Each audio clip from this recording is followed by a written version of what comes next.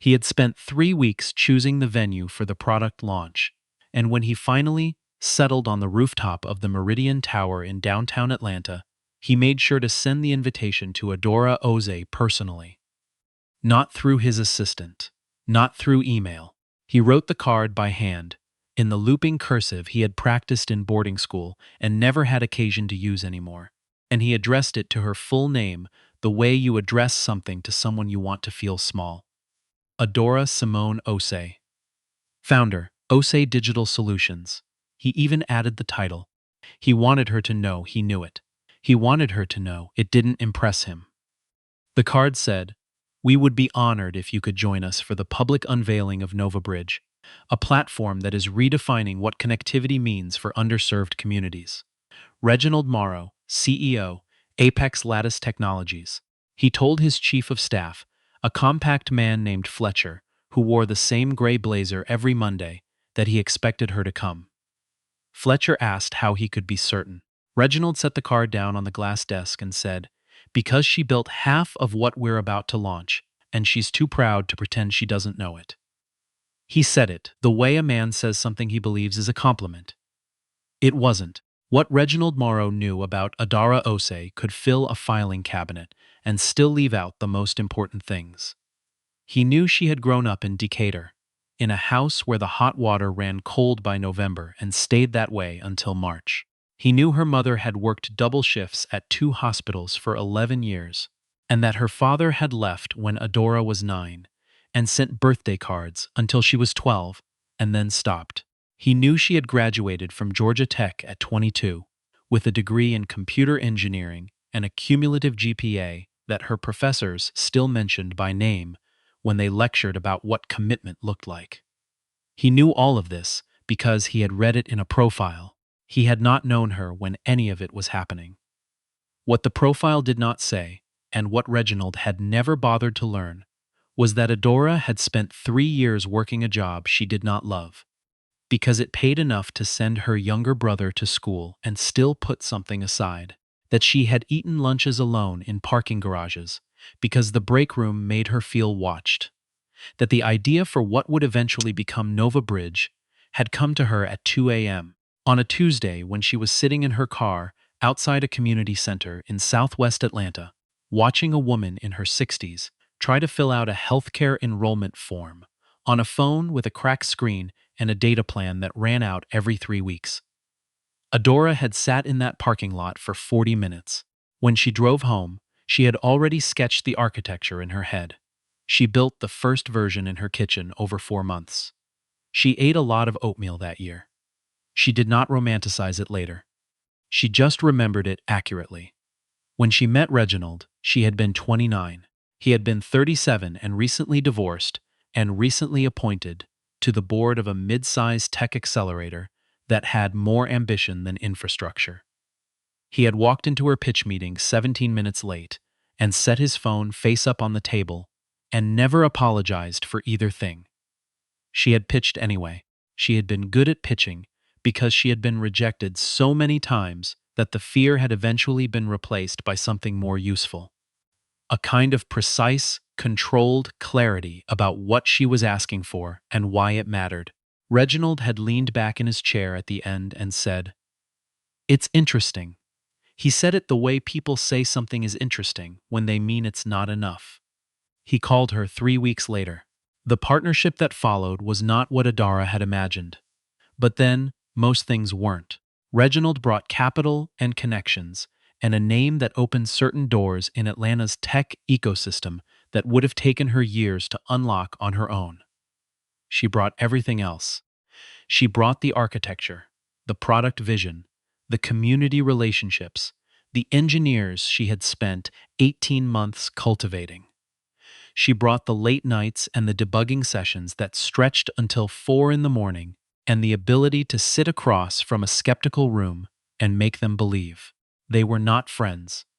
They were something more transactional than that, which Adaura understood clearly and Reginald understood selectively. She had a co-founder agreement. She had read it 3 times and had a lawyer friend review it once. It said what it said. Reginald had a way of referring to it as a formality, in the way people refer to things as formalities when they intend to treat them that way. For 2 years, they built. The platform grew. The early pilot in 3 Atlanta neighborhoods produced numbers that no one had predicted: digital literacy rates, healthcare enrollment, small business formation. A county commissioner called it transformational. A journalist wrote a piece that ran in a national publication and used the word revolutionary twice and mentioned Reginald in the headline and Adaura in the fourth paragraph. She read the fourth paragraph on her phone in her car on a Thursday morning and sat with it for a moment. Then she went inside and kept working. The breaking point, when it came, was not dramatic. It rarely is. It was a Monday in February when Reginald called her into his office. The office with the glass walls and the city view that she had helped negotiate into the lease, and told her that Apex Lattice was moving forward with a restructuring, that her role would be transitioning, that he was grateful for everything she had contributed, and that there would of course be appropriate compensation for the transition. He used the word transition 4 times. He did not use the word out. Adaura sat across from him and looked at the view, and then looked at him and said, "You're removing me from the company I built." Reginald said, the company had grown beyond any single founding contribution, and that it was important to think about what was best for the platform's future. She said, "I want that in writing by end of week." He said, "Of course." She left the office and took the elevator down to the lobby and walked 2 blocks in the February air without a coat until she could breathe normally. Then she called her lawyer. Then she called her mother. Then she went back to her apartment and sat at the kitchen table, the same table where she had built the first version, and opened her laptop and started over. She did not tell many people.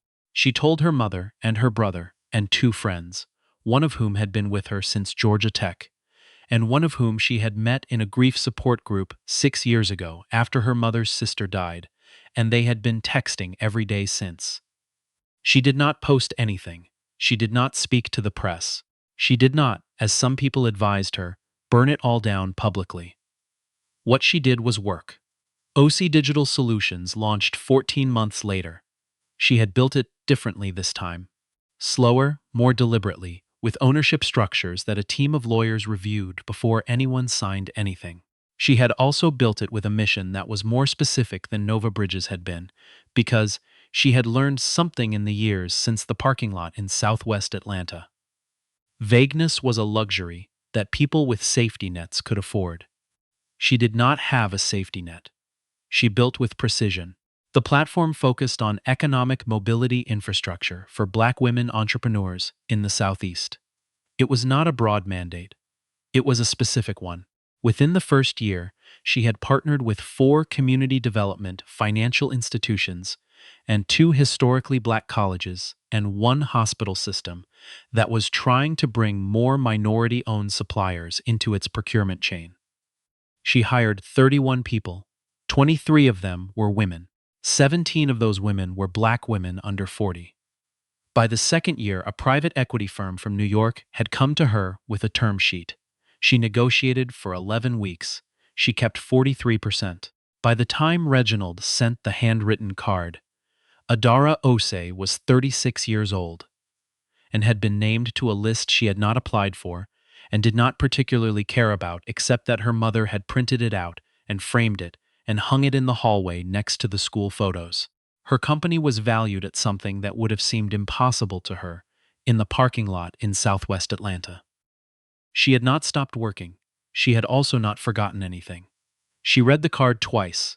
Then she set it on the kitchen counter and made coffee, and stood at the window, looking out at the Atlanta skyline, which looked different from her apartment than it had from Reginald's office. Smaller, maybe. More honest. Her operations director, a woman named Petra, who had been with her since the early days of OC Digital and who had a precise, undecorated way of assessing situations, asked her later that week if she was going. Adaura said yes. Petra looked at her for a moment and then said, "Okay." She knew better than to add anything after okay. The people who worked closely with Adaura had all over time learned to read the particular stillness that settled over her when she had already decided something and was simply moving through the steps of confirming it. It was not anger. It was more like a compass clicking into alignment. She became very quiet and very precise, and she stopped explaining herself. She had been that way since the Monday in February in Reginald's office with the glass wall on walls. The unveiling of Nova Bridge was scheduled for a Thursday evening in April, the kind of Atlanta spring evening that felt like a negotiation between seasons. Warm enough to stand outside without a jacket, cool enough to remind you that summer hadn't fully committed yet. The Meridian Tower rooftop had been arranged with the kind of calculated effortlessness that costs significant money to achieve. String lights strung between low structures, cocktail tables in pale linen, a stage at one end with a screen large enough to be visible from the elevator bank. Adaura arrived at 7:15, which was 15 minutes after the reception had opened, and 45 minutes before the program was scheduled to begin. She had dressed without consulting anyone. She wore a suit the color of deep rust that she had bought in New York the previous fall and worn once before, to a board meeting where she had presented quarterly numbers that had made the room go quiet in the good way. She wore no jewelry except the watch her mother had given her when she graduated from Georgia Tech. A plain watch with a leather band that had been resoled twice and still ran perfectly. She came with two people. Not bodyguards in the cinematic sense, no earpieces, no formation. Just two colleagues who happened to be large and competent and had worked with her long enough that their presence communicated, to anyone paying attention, that she moved through the world on her own terms. The elevator doors opened and Adaura Ose walked onto the rooftop of the Meridian Tower. Several things happened in the seconds that followed, which is to say that several people registered her presence before anyone said anything about it. A woman near the bar, someone Adaura did not recognize but who had been in Atlanta tech circles long enough to know most faces, set her glass down carefully.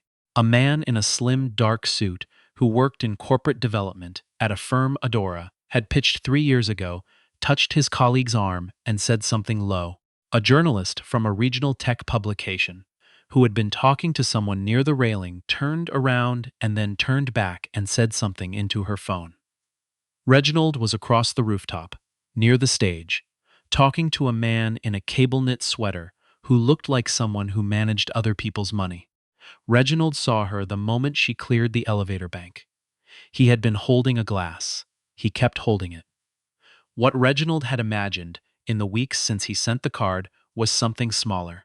He had imagined Adaura arriving the way people arrive to events they are ambivalent about. A little late, a little underdressed, with the specific deflated quality of someone who has been reminded of what they almost had. He had not thought this consciously. He would not have been able to articulate it if asked, but it was there in the logic of the invitation, in the handwriting, in the careful choice to include her title on the envelope. He had wanted her to see what had been built. He had wanted her to have to stand in the middle of it and applaud. What he had not wanted, and had not prepared for, was the way the room tilted when she walked in. Not because she had done anything.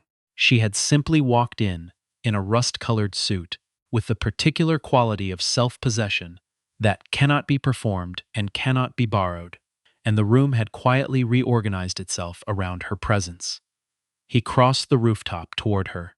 He had a speech ready, warm, practiced, something about being glad she could make it, something about honoring the early days. He said, "Adaura, I'm glad you came." She looked at him with an expression that was entirely pleasant and entirely neutral and said, "Congratulations on the launch, Reginald." That was all. She said it the way someone says something true that they have already finished thinking about. The program began at 8. The MC was polished and energetic in the way of people who do a lot of corporate events. There were remarks from a county commissioner, and then from a nonprofit partner, and then from a venture firm that had come in late in the funding cycle. There was a video that showed testimonials from community members in 3 neighborhoods. An older man talking about using the platform to enroll in Medicare. a young woman explaining how she had used it to register her catering business, a teenager who had found an apprenticeship program. Adaura stood near the back and watched the screen. She had seen some of these faces before, in person, at the community sessions she had run before any of this existed. She had sat across tables from them in church fellowship halls and community centers. She had taken notes by hand. She had gone home and built what they described needing.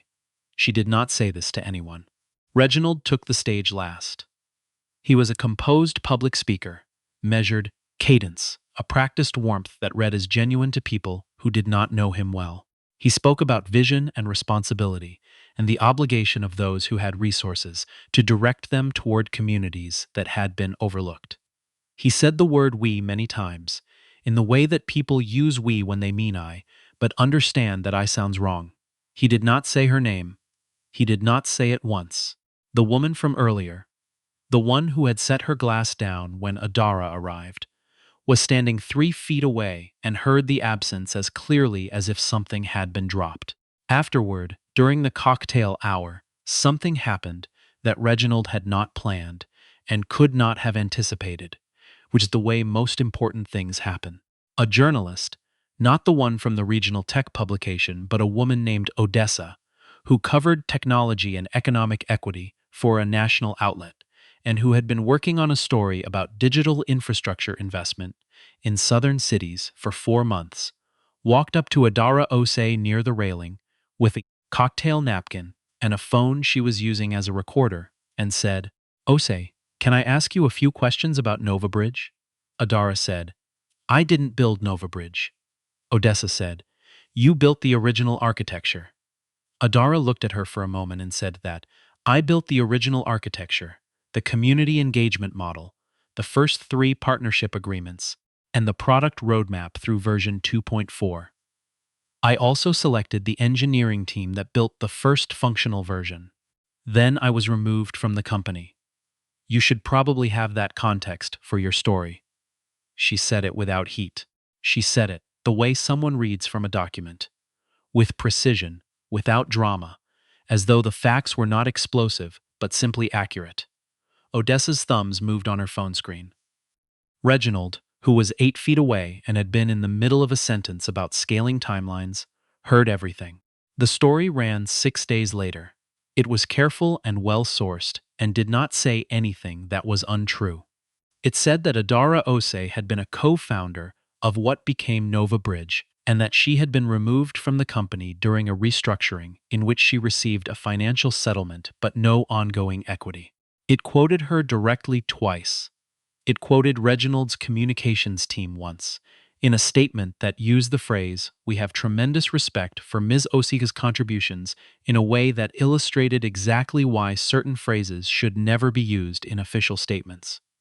The story was shared significantly, not virally, not in the breathless, trending way of things that live for 24 hours, but steadily by people in technology and policy and community development who read it carefully and forwarded it to other people who also read it carefully. 3 of the investors who had been at the rooftop launch sent emails within a week. 2 of them were addressed to Reginald.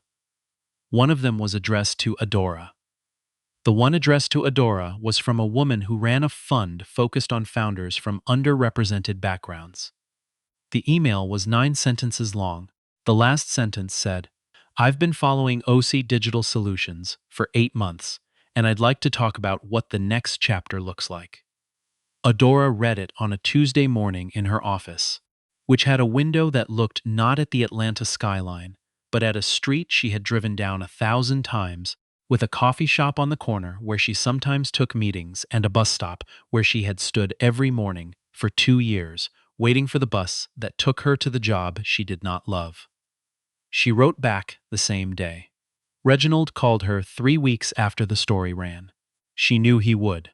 She had, in a practical sense, prepared for it. Not rehearsed anything, not planned what she would say. Just set aside the assumption that he would call and let it rest somewhere in the back of her thinking where it would not distract her from working. He called on a Wednesday afternoon. She was in the middle of a meeting and let it go to voicemail. He left a message that was 3 minutes and 40 seconds long. She listened to it once, standing in the hallway outside the conference room, with the door closed and the muffled sounds of her team talking inside. He said he had been thinking. He said the story had clarified some things for him. He said he wanted to be honest, that perhaps the transition had not been handled in the way it should have been, that her contributions to the platform were real and foundational, and that he should have said so publicly a long time ago. He said he hoped there was a way to move forward that honored that. He said the word, honored the way people say words they have borrowed from someone else's emotional vocabulary. She did not call him back. This was not cruelty. She did not want to wound him. She simply had nothing to say that needed to be said in that direction. The work was in the other direction. The meeting she had just walked out of. The call she had in an hour with a woman in Savannah who was trying to launch a home healthcare staffing agency and couldn't get a small business loan, the quarterly review she had scheduled for Friday that she had been looking forward to because the numbers were going to be very good. She went back into the conference room. What Adaura Ose understood, in a way that had taken years and cost her something real to learn, was that she was not owed a public reckoning. She had wanted one at the beginning. She had sat in her apartment in the weeks after the February meeting and imagined, in precise detail, various versions of Reginald being required to say out loud what he had done and to whom and why. She had imagined the industry turning. She had imagined vindication arriving with weight and ceremony. It had not arrived that way. Vindication, she had learned, was quieter than that and more durable. It looked like the 31 people who had jobs because she had kept working. It looked like the woman in Savannah with the home health care staffing agency. It looked like her brother, who had graduated and was now teaching middle school math in Columbus, and who called her every Sunday and never forgot to ask how she was doing. Not the company, her. It looked like Petra, who sat 3 offices down and had turned down 2 other jobs to stay because she believed in what they were building. It looked like the fund manager's email and what came after it. It did not look like Reginald saying the right things on a voicemail. She was not cold about this. She was not hard. She still felt things. She felt anger sometimes, still, in the unexpected way that old things surface, and she felt it and let it pass through and kept moving. She felt pride in what she had built, a clean and uncomplicated pride that she had not always been able to access without something painful underneath it. She felt, increasingly, a kind of gratitude that was not sentimental but structural. Gratitude for the parking lot in Southwest Atlanta, for the oatmeal years, for the February morning that had forced her out of a comfortable arrangement and back into the work of building something that was entirely hers. The fund closed in September. The number was one that Adaura did not say out loud very often, because she had grown up in a house where you did not say certain numbers out loud. Not out of shame, but out of a superstition that abundance named too clearly might be recalled. Her mother called when she found out and cried in a way she almost never cried. And Adaura sat on the floor of her office.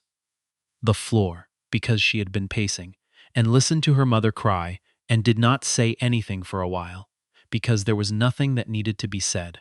Later that month, a community organization in Southwest Atlanta held a dinner to recognize people who had contributed to economic development in the neighborhood over the past decade. The list of honorees had been put together by a committee of residents and local leaders. Adaura had not applied, had not been informed in advance, had been called 2 weeks before the dinner by a woman on the committee who said simply that they wanted her there. She wore a dress her mother had helped her pick out. It was green. She sat at a round table with 7 people she had never met, and she ate the chicken and the green beans and the roll that was slightly too sweet, and she listened to the other honorees speak about their work, and when it was her turn, she stood up and talked about the parking lot. She had not planned to. She had prepared something else. Something appropriate and gratitude-forward and brief. But she stood up and the parking lot was what came out. She described the woman with the cracked phone and the healthcare form. She described sitting in the car for 40 minutes. She said that she had not felt inspired that night. Exactly. Inspiration was not quite the word. She had felt confronted. She had felt that there was something directly in front of her that she could either look at or look away from, and she had been too tired to look away. The room was quiet while she spoke. She sat down. The woman next to her, a woman who ran a food bank and had the particular economy of movement of someone who has been working very hard for a very long time, reached over and put her hand briefly on Adora's arm and then took it away. There is a version of this story that ends with a dramatic reversal, with Reginald standing in a room, acknowledging what he took, with an industry watching and witnesses present, and everything said in front of everyone. That version is satisfying in the way of things that resolve cleanly. This is not quite that version. What happened instead was slower and more complete. Nova Bridge ran into significant regulatory complications 18 months after the launch event, tied in part to partnership agreements that had been rushed through in the restructuring period. The complications were not catastrophic, but they were expensive, and they required Reginald to spend a year in conversations he had not anticipated, having with people he had not anticipated answering to. Adaura did not watch this closely. She heard about it through the ordinary channels of an industry where everyone knows most things eventually, and she registered it and moved on. She was busy. The woman in Savannah launched her staffing agency. She hired 4 people in the first 6 months. She sent Adaura a message that said, "You gave me the framework, and then you got out of the way." That was exactly what I needed. Adaura printed it out and put it in a folder where she kept things she wanted to remember accurately. Her brother's school got a new computer lab. The funds came from a small grant that OC Digital had administered. He called her when the machines arrived and held the phone up so she could hear the students. Her mother retired from the hospital in November, a full 2 years earlier than she had planned. She moved into a house in Decatur, not far from where she had raised her children, with a yard and a porch and a garden she had been describing in detail for 15 years and could now actually plant. She sent Adaura photos every week. Sometimes the photos were of the garden. Sometimes they were of the garden and also the neighbor's dog, who had developed the habit of lying in the garden without invitation. Adaura kept every photo. She was not done working. She did not expect to be done working for a long time, and this did not trouble her. She worked because the parking lot had never left her. The woman with the cracked phone was not a memory she had moved past. She was a reason she moved forward into. That was the difference, and it was the kind of difference that cannot be taught, only found, usually in the dark, usually when you are too tired to manufacture a more comfortable version of what you're looking at. She kept the watch. She kept the table. On the nights when she sat at it late, with the city quiet outside and the laptop open and the work arranged in front of her the way it had always been arranged, she felt something that was not triumph and was not peace exactly, but was close to both and steadier than either. The particular feeling of a person who knows what they built and knows why they built it and does not need anyone else to confirm either of those things. She kept working. The rest took care of itself.